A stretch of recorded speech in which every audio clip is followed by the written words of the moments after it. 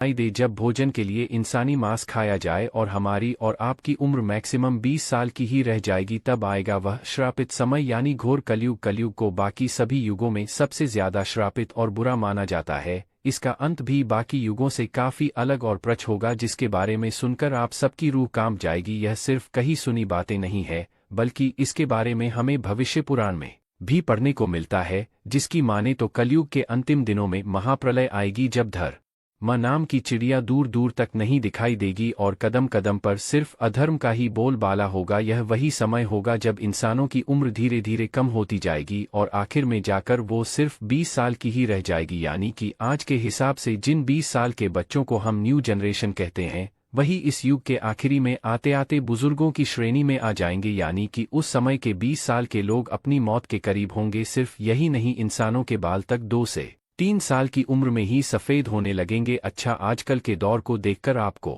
लगता होगा कि पाप कितना बढ़ गया है, भाई भाई का दुश्मन हो रहा है। जो पत्नियां पतियों को परमेश्वर मानती थी, वो आज अपने पति को किसी और के लिए छोड़ दे रही हैं। लेकिन आपके यह जानकर होश हो जाएंगे कि यह तो घोर कलयुग का एक पर भी नहीं है। जब घोर कलयुग आएगा, पापियों की गिनती करते नहीं बनेगी। उस दौरान सिर्फ अधर्म का राज होगा और अधर्म भूखे राक्षस की तरह अपने पैर एक एक सेकंड में बढ़ाता जाएगा, जिससे उस समय का एक आदमी नहीं बचेगा। आज के दौर में बेवफा पति या बेवफा पत्नियों के किस्से सुनने को मिल जाते हैं, लेकिन फिर भी हम अपने पेरेंट्स या फैमिली के कई कपल्स या आसपास के हैप्पी कपल्स को देखते हैं जो अच्छे एग्जाम्पल सेट करते हैं। पर आपको यह जानकर हैरानी होगी कि एक समय ऐसा भी आएगा जब ऐसी एक भी स्त्री नहीं बचेगी जो अपने पति की इज्जत करती हो। वो सभी पराये मर्दों के साथ रिश्ता भी रखेगी। और हाँ, उस समय 161 साल की बच्चियां बच्चों को जन्म देंगी। एक बार उस समय को सोच कर देखिए, कितना खतरनाक समय होगा वो। भले ही तब हम ना रहे, लेकिन किसी ना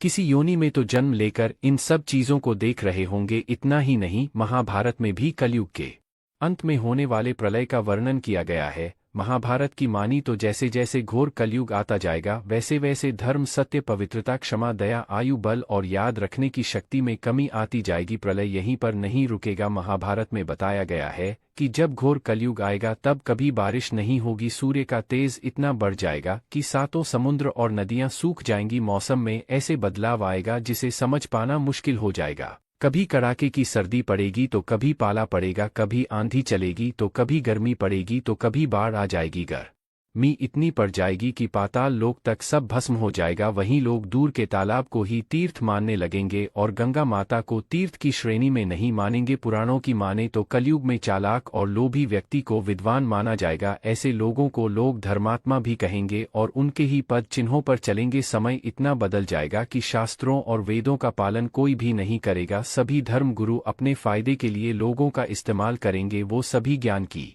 चर्चा तो करेंगे, लेकिन उनके आचरण राक्षसी वाले होंगे। मित्रों, कलयुग के अंतिम समय में जमीन से अन्न उगना बंद हो जाएगा। वहीं लोग पूजा पाठ करना और धार्मिक काम करना बंद कर देंगे और सभी मनुष्य की तुलना पापियों से की जाएगी। इस भयानक युग में जिसके पास भी धन नहीं होगा उसको अधर्मी, अपवित्र और किसी काम का नहीं माना जाएगा। वहीं जिसके पास जितना पैसा होगा वह उतना गुणों से पूर्ण होगा। उसके अच्छे कुल की पहचान सिर्फ उसके धन के आधार पर ही की जाएगी। वहीं धन के लिए ऐसे व्यक्ति अपने रिश्तेदारों और दोस्तों का खून बहाने में भी हिचक महसूस नहीं करेंगे। देखा जाए तो आजकल यह सब सत्य हो रहा है। लोग धन के लिए अपने ही रिश्तेदार और परिवार वालों का खून बहा रहे हैं। इस घोर कलयुग में ही कलयुग के राक्षस कली पुरुष का जन्म होगा। अच्छा, ये तो आप सभी ने सुना होगा मित्रों कि जब जब धरती पर पाप बढ़ता है तब तब भगवान अवतार लेते हैं और धर्म की स्थापना करते हैं। कुछ ऐसा ही कलयुग में भी होगा। यह तब होगा जब सनातन धर्म पर घोर संकट आएगा। तब इंसान की सोच बहुत गिर गई होगी और संसार हर तरफ से सनातन धर्म को खत्म करने में लगा होगा। यह वो वक्त होगा जब कलयुग खत्म होने के कगार पर होगा। तब धरती पर भगवान कल्कि का अवतार होगा। भगवान कल्कि कोई और नहीं बल्कि भगवान विष्णु के ही अवतार होंगे। वहीं दूसरी तरफ राक्षस कली को ही सभी लोग अपना भगवान मानने लगेंगे। वो जैसा कहेगा वही कलयुग के लोग किया करेंगे। कल की अवतार के जन्म लेने से पहले ही कली पुरुष संपूर्ण मानव जाति पर हावी हो चुका होगा, जिसके बाद भगवान को पहचान पाना उन लोगों के लिए बहुत मुश्किल हो जाएगा। हर एक इंसान कली पुरुष की मायावी शक्तियों की कैद में आ जाएगा, जिससे जो वो चाहेगा वैसा ही होगा। अच्छा, सिर्फ यही नहीं, कली पुरुष इंसानों के अंदर घुसकर उन्हें बुराइयों के रास्ते पर धकेलने की कोशिश भी करेगा, यह समझ के साथ भौतिक स्वरूप भी ले लेगा और शक्तिशाली हो जाएगा। कली पुरुष का शक्ति स्रोत अधर्म है, यानी कि उसकी शक्तियों को अधर्म दुगना करता है और वही इसे इस युग में मिलता है। बढ़ती शक्तियों के साथ उसकी सेना में इंसान ही होंगे और तो और कली पुरुष इंसानों को भी वो शक्तियां देगा जिनकी उनको जरूरत होगी। इंसानों की बढ़ती शक्तियों से कली पुरुष भी और ताकतवर होता जाएगा। धीरे धीरे इंसान की शक्ति देवताओं से भी ज्यादा हो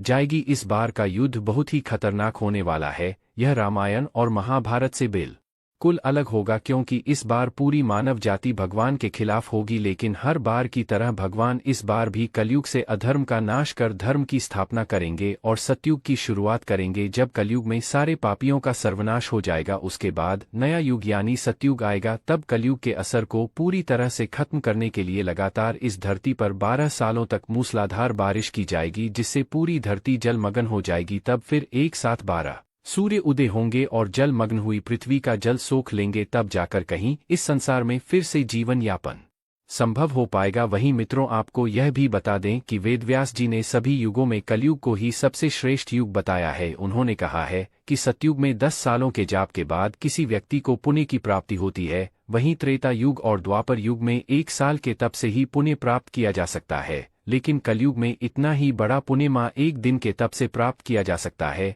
इस तरह व्रत और तप के फल की प्राप्ति के लिए कलयुग ही सबसे श्रेष्ठ समय है।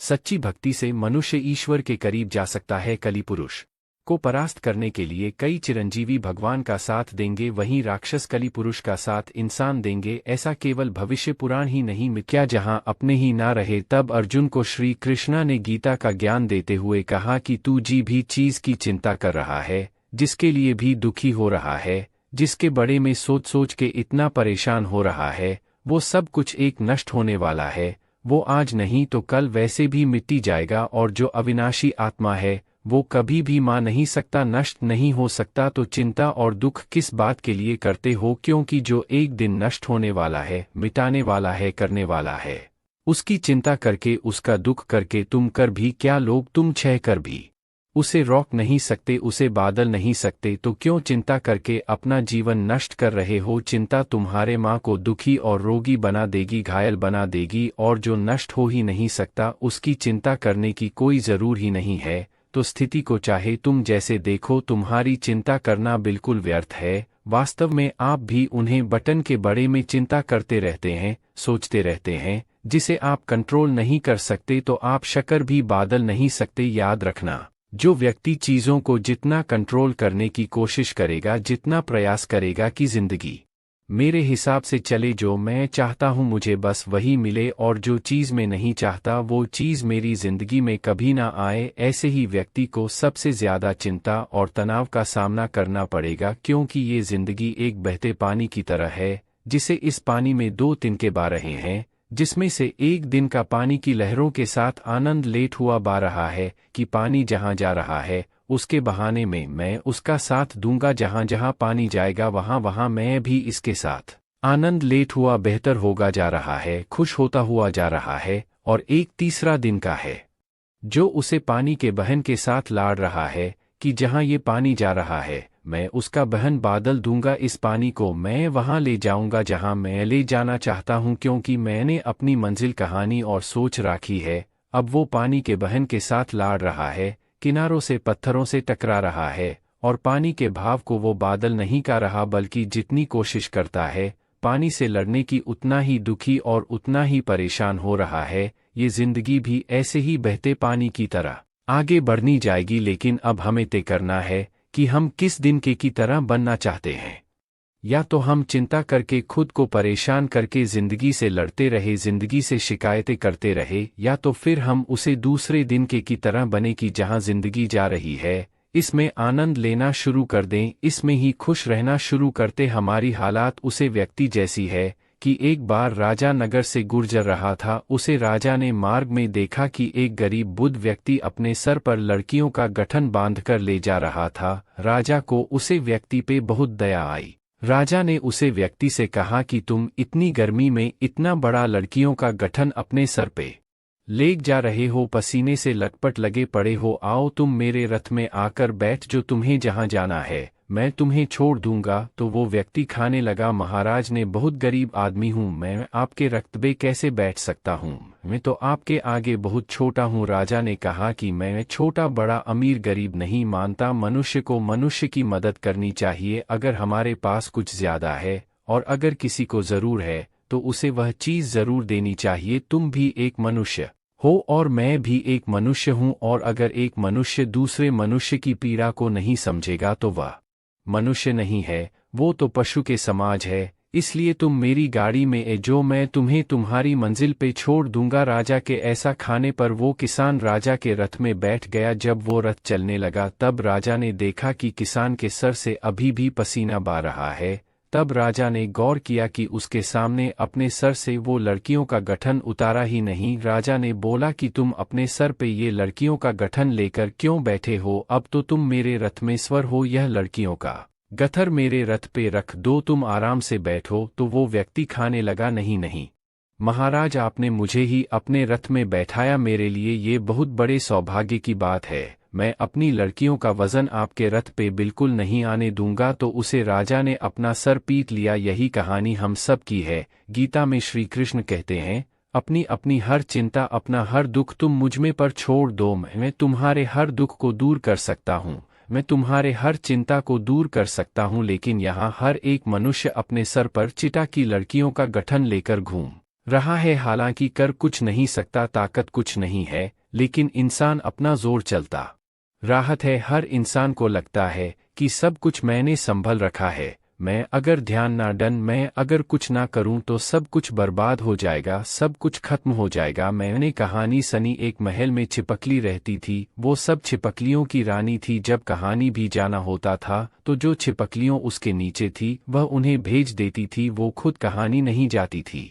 एक दिन सब छिपकलियों ने उससे पूछा कि तुम हमारी रानी हो पर तुम कहानी भी नहीं जाती, बस इस महल में ही बैठे रहती हो, ऐसा क्या कारण है कि तुम कहानी बाहर नहीं निकलते। तो वह छिपकली खाने लगी कि इस महल की छत को मैंने ही संभल के रखा है, अगर मैं यहाँ से चली गई तो इस महल की छत गिर जाएगी। ऐसे ही हर किसी को लगता है कि अगर मैं नहीं रहूँगा तो कोई कम नहीं हो पाएगा। हर इंसान यह रमपाल बैठा है, इस सब कुछ करने वाला मैं हूँ और सब कुछ मुझे ही करना है। हालांकि इतनी भी शक्ति हमारे अंदर नहीं कि हम अपनी सांस भी खुद ले सके। वो प्रकृति ने ऐसा नियम बना रखा है कि हमारी सांस अपने आप चलती है। अगर सांस लेने का कम हम पे छोड़ दिया जाए तो हम एक दिन भी जिंदा नहीं रह पाएंगे। इधर एक पाल के लिए भी सांस लेना भूले और उधर मौत सामने आ जाएगी। और मनुष्य को सोने की चिंता करने की ऐसी बीमारी है कि वह सिर्फ आज की चिंता नहीं करता और ना ही सिर्फ अपने कल की चिंता करता है, वो अपने आने वाले 10, 20, 50 साल बुढ़ापे तक की, अपने करने के बाद तक की भी चिंता करता है।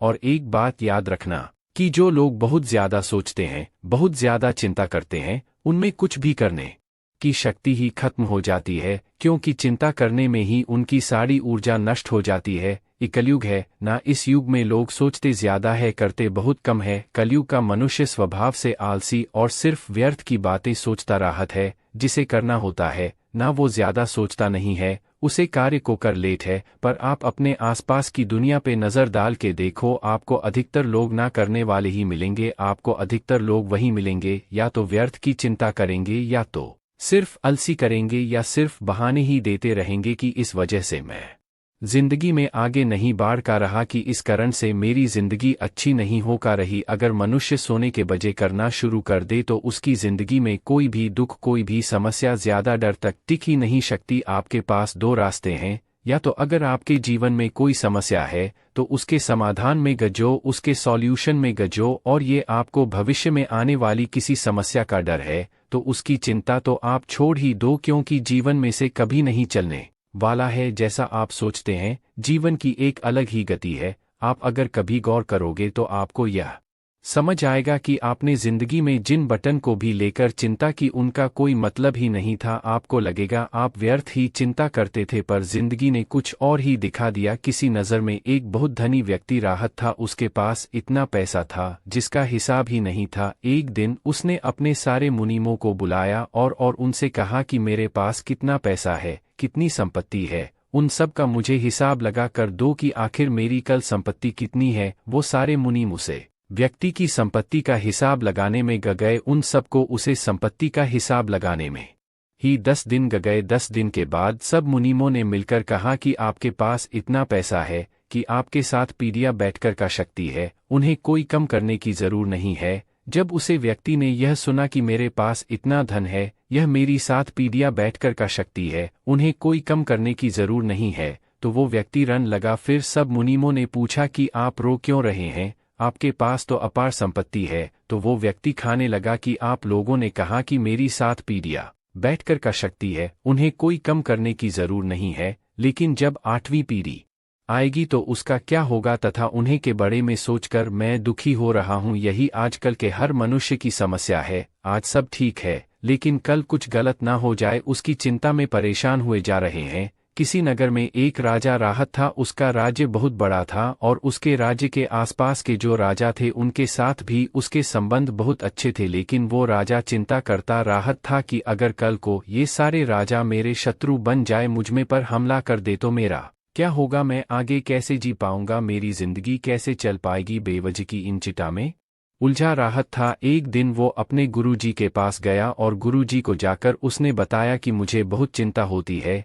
कि यह जितने भी राजा मेरे राजा के आसपास रहते हैं, कल को अगर यह मेरे शत्रु हो गए और मुझमें पर हमला कर दिया तो मैं कहाँ जाऊंगा। गुरुजी उसे राजा का मां समझ गए और उन्होंने उसे राजा से कहा कि तुम्हारी नगर में एक महिला रहती है, उसके पास जो उसे बहुत सर धन और अनाज दान देकर गया हो, तुम्हें तुम्हारी समस्या का समाधान मिल जाएगा। वो राजा बहुत सर सोना लेकर, बहुत सर अनाज लेकर उसे महिला के घर गया उसको दान देने के लिए। जब राजा उसे महिला के घर पहुंच तो राजा ने उसे महिला से कहा कि ये सर धन तुम रख लो, ये सर अंश तुम रख लो, तुम्हारा जीवन बड़े आराम से गुजरेगा। तो उसे महिला ने राजा से वह धन वह अनाज लेने से माना कर दिया। वो राजा से खाने लगी कि मेरे पास आज खाने के लिए भोजन है, मैं कल के लिए अपने घर में भोजन नहीं रखती। मुझे उसे ईश्वर पर पूरा भरोसा है कि जिसने मुझे आज खिलाया है वह मुझे कल भी खिलाएगा, क्योंकि जितना हमें संग्रह करूंगी, लेकिन फिर मुझे उसे समाज की चिंता करनी पड़ेगी, फिर मुझे उसे समाज को संभालना पड़ेगा। इससे तो बेहतर है कि जो ईश्वर मुझे आज तक संभल रहा है, मैं इसके भरोसे खुद को छोड़कर जीती हूँ, क्योंकि जो आज तक खिलता आया वो आगे भी खिलता रहेगा। तो गीता का ज्ञान नहीं हमें सीखना है। गीता में श्री कृष्ण अर्जुन को यही बार बार कह रहे हैं कि है अर्जुन, अपनी सारी चिंताएं, अपने माँ के सारे विचार तुम मुझे सौंप दो, अपने माँ को हल्का कर दो, क्योंकि चिंता करके तुम सिर्फ दुख प्राप्त कर रहे हो। कभी देखा है किसी ने कि चिंता करके किसी इंसान को खुशी मिली हो, या चिंता करके किसी इंसान को अपनी समस्या का समाधान मिला हो? अगर गहराई से देखा जाए तो चिंता एक मानसिक बीमारी है। चिंता वही इंसान करता है जो कर्म में नहीं लगता, जो कर्म में ना कर विचारों में जाता है। जो व्यक्ति कर्म में लगा रहेगा, इस चिंता करने का समय ही नहीं मिलेगा, और जो व्यक्ति कर्म का त्याग कर देगा वो अपने खाली समय में चिंता ही करता रहेगा। तो अपने आप को अपने कर्म में लगाओ, जिससे श्री कृष्णा ने अर्जुन को उसका कर्म याद दिलाया कि तुम्हें अपना कर्म करना है। ये सब सोचना विचार करना तुम्हारा धर्म नहीं है, तुम क्षत्रिय हो, और तुम्हारा कर्म क्या है कि अधर्मियों का नष्ट करना जो अन्न यज्ञ को देने जा रहे हैं। इसीलिए आज की जो वीडियो है उसके अंदर हम जिन महत्वपूर्ण सवालों के ऊपर चर्चा करने वाले हैं, उन सवालों की सूची कुछ इस प्रकार है। सवाल नंबर 1, कल्कि अवतार का मतलब क्या होता है? सवाल नंबर 2, कल्कि अवतार कब होता है? सवाल नंबर 3, कल्कि अवतार के सफेद घोड़े का क्या मतलब है? सवाल नंबर 4, कल्कि अवतार की तलवार का क्या मतलब है? सवाल नंबर 5, कलयुग के बाद सतयुग कैसा होगा? सवाल नंबर 6, भगवान कल्कि का विवाह किसके साथ होगा? उनकी रानियां के क्या नाम है? सवाल नंबर 7, भगवान कल्कि के साथ कौन सा पक्षी रहेगा? सवाल नंबर 8, भगवान कल्कि के भाइयों का क्या नाम होगा? सवाल नंबर 9, भगवान कल्कि किससे युद्ध करेंगे? सवाल नंबर 10, भगवान कल्कि किसका अंत करेंगे? तो पहले सवालों के जवाब की चर्चा कर लेते हैं। पहला सवाल है, कल्कि अवतार का मतलब क्या होता है? कल्कि अवतार का अर्थ कलयुग का विनाश करने वाला, वहां पर जो भी अधार्मिकता है उसका नाश करते हैं, वहां पर चीजों को सही करते हैं, उसके बाद से वापस से अपने लोक में चले जाते हैं, वहां पर सब कुछ ठीक करने के बाद में। तो यह जो पूरी प्रक्रिया है, इस पूरी प्रक्रिया को बोलते हैं अवतरण, और इस प्रक्रिया को जो संपादित करते हैं उनको बोला जाता है अवतार। तो इसलिए कल्कि अवतार का अर्थ क्या हुआ? जो कि उच्च लोक से आते हैं और यहाँ पर आकर कली का कीलन करते हैं, कलयुग को समाप्त करते हैं, और कलयुग को समाप्त करने के बाद में वापस से अपने लोक को पुनः चले जाते हैं। उनको बोला जाता है कल की अवतार। और एक और चीज जो आपको समझनी चाहिए वह यह है कि कलयुग का मतलब अंधकार का युग। अंधकार का युग यानी कि वह युग जिस युग के अंदर जो लोग हैं उनको किसी भी चीज के बारे में सही जानकारी नहीं है, किसी भी विषय के बारे में वास्तविक ज्ञान उनको नहीं है, इसलिए उसको बोला जाता है अंधकार का युग या फिर कलयुग। कलयुग का खत्म होने का। तो कल की अवतार का एक काम जो होता है वह क्या होता है कि सही वास्तविक जो ज्ञान है वह उस लोक के प्राणियों को बता देना, ताकि अंधकार का जो युग है वह समाप्त हो जाए। अब दूसरे सवाल पर चर्चा कर लेते हैं कि कल की अवतार कब होते हैं। कल की अवतार कब होते हैं, इसको समझने के लिए आपको यह समझना पड़ेगा कि अवतार कब होते हैं। तो अवतार होते हैं युग के अंत में। हर युग के अंत में अवतार होते हैं। चाहे हम पहले वाले जितने भी अवतारों के उदाहरण, जिस प्रकार से भगवान राम त्रेता युग के अंत में हुए, भगवान कृष्ण द्वापर युग के अंत में हुए, उसी प्रकार से भगवान कलयुग के अंत में अवतार ले चुके हैं। तो क्योंकि हर एक युग के अंत में भगवान अवतार लेते हैं और वह पिछले वाले युग के अधर्म को समाप्त करके धर्म की पुनः स्थापना करते हैं। वास्तविक जो ज्ञान है वह लोगों को बता देते हैं, और उसके बाद एक समय तक चीजें सही चलती रहती हैं। फिर एक समय के बाद में हजारों वर्षों के बाद में चीजें फिर खराब हो जाती हैं। फिर अधर्म फिर से बढ़ जाता है और भगवान को फिर से आना पड़ता है अवतार लेके। इस प्रकार से चीजें चलती रहती हैं। अब आते हैं तीसरे सवाल की ओर कि कल की अवतार के सफेद घोड़े का क्या मतलब है। तो कल की अवतार का जो सफेद घोड़ा है, इसको लेकर के बहुत सारी भ्रांतियां फैली हुई हैं समाज के अंदर। क्या भगवान कल्कि का जो सफेद घोड़ा है, जो जयपुर के अंदर जो मंदिर है, जो यह भ्रामक प्रचार किया गया है कि जयपुर का एक राजा था, उसने एक मंदिर का निर्माण किया, वहां पर एक सफेद घोड़ा है, वहां उसके पैर में घाव है। जब वह घाव भर जाएगा तो तब हम समझ जाएंगे कि भगवान अवतार लेकर आ चुके हैं और उसी घोड़े पर बैठकर भगवान दुष्टों का नाश करेंगे। चौथा सवाल, कल्कि अवतार की तलवार का क्या मतलब है। कल्कि अवतार की तलवार का अर्थ विभिन्न व्याख्याओं में भिन्न हो सकता है। कुछ संभावित व्याख्याएं हैं। अधर्म का नाश। कल्कि अवतार की तलवार को अक्सर अधर्म, अन्याय और अंधकार के नाश के प्रतीक के रूप में देखा जाता है। न्याय और धर्म की स्थापना। तलवार का उपयोग न्याय और धर्म की स्थापना के लिए किया जा सकता है, जो कल्कि अवतार के उद्देश्य के अनुरूप है। आध्यात्मिक जागृति। कुछ व्याख्याओं में तलवार आत्मज्ञान और आध्यात्मिक जागृति के प्रतीक के रूप में देखी जा सकती है, जो व्यक्ति को अपने भीतर के अंधकार को दूर करने में मदद करती है। कल्कि अवतार की तलवार का अर्थ आपकी व्यक्तिगत व्याख्या और दृष्टिकोण पर निर्भर करता है। पांचवा सवाल, कलयुग के बाद सतयुग में कैसा होगा। कलयुग के बाद सतयुग की कल्पना एक आदर्श और शांतिपूर्ण युग के रूप में की जाती है, जहां सत्य और न्याय। सतयुग में सत्य और न्याय का बोलबाला होगा और लोग ईमानदारी और नैतिकता के साथ जीवन जीने की कोशिश करेंगे। शांति और सौहार्द। इस युग में शांति और सौहार्द का वातावरण होगा, जहां लोग एक दूसरे के साथ प्रेम और सहयोग से जीवन जीने की कोशिश करेंगे। आध्यात्मिक जागृति। सतयुग में लोगों में आध्यात्मिक जागृति होगी और वे अपने जीवन को अधिक अर्थपूर्ण और उद्देश्यपूर्ण बनाने की कोशिश करेंगे। प्राकृतिक संतुलन। इस युग में प्राकृतिक संतुलन बना रहेगा और पर्यावरण संरक्षण को महत्व दिया जाएगा। मानवता की एकता। सतयुग में मानवता की एकता का भाव होगा और लोग एक दूसरे के साथ जुड़ने और सहयोग करने की कोशिश करेंगे। सतयुग की कल्पना एक आदर्श युग के रूप में की जाती है, जहां लोग एक दूसरे के साथ प्रेम, सहयोग और सद्भावना से जीवन जीने की कोशिश करते हैं। छठा सवाल, भगवान कल्कि का विवाह किसके साथ होगा। उनकी रानियां के क्या नाम है। भगवान कल्कि के विवाह और उनकी रानियों के नामों के बारे में विभिन्न पौराणिक कथाओं और भविष्यवाणियों में अलग अलग विवरण दिए गए हैं।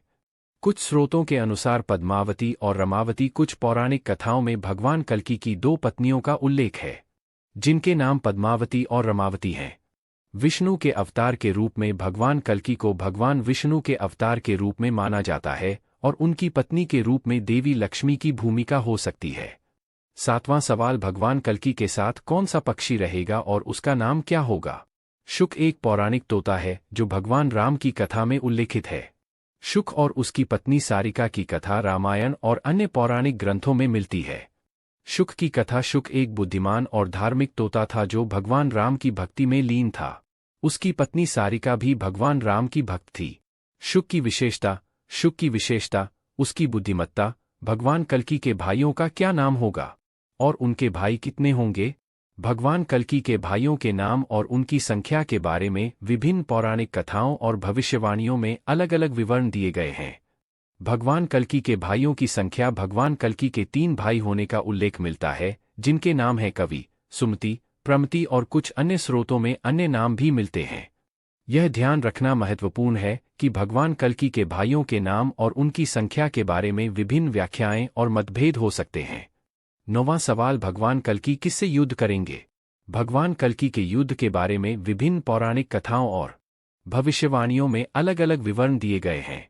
म्लेच्छों और अधर्मियों से युद्ध। भगवान कल्कि म्लेच्छों, अधार्मिक और असभ्य लोगों और अधर्मियों के साथ युद्ध करेंगे जो धर्म और न्याय को नष्ट करने की कोशिश कर रहे हैं। अन्याय और अधर्म के विरुद्ध युद्ध। भगवान कल्कि न्याय और धर्म की स्थापना के लिए अन्याय और अधर्म के विरुद्ध युद्ध करेंगे जो समाज में व्याप्त हैं। भगवान कल्कि का युद्ध धर्म और न्याय की स्थापना के लिए होगा और इसमें वे अधर्म और अन्याय के विरुद्ध लड़ेंगे। 10वां सवाल, भगवान कल्कि किसका अंत करेंगे। हम कल्कि अवतार से संबंधित कुछ सवालों के जवाब आपको देने जा रहे हैं। इसीलिए आज की जो वीडियो है उसके अंदर हम जिन महत्वपूर्ण सवालों के ऊपर चर्चा करने वाले हैं उन सवालों की सूची कुछ इस प्रकार है। सवाल नंबर 1, कल्कि अवतार का मतलब क्या होता है। सवाल नंबर 2, कल्कि अवतार कब होता है। सवाल नंबर 3, कल्कि अवतार के सफेद घोड़े का क्या मतलब है। सवाल नंबर 4, कल्कि अवतार की तलवार का क्या मतलब है। सवाल नंबर 5, कलयुग के बाद सतयुग कैसा होगा। सवाल नंबर 6, भगवान कल्कि का विवाह किसके साथ होगा, उनकी रानियां के क्या नाम है। सवाल नंबर 7, भगवान कल्कि के साथ कौन सा पक्षी रहेगा।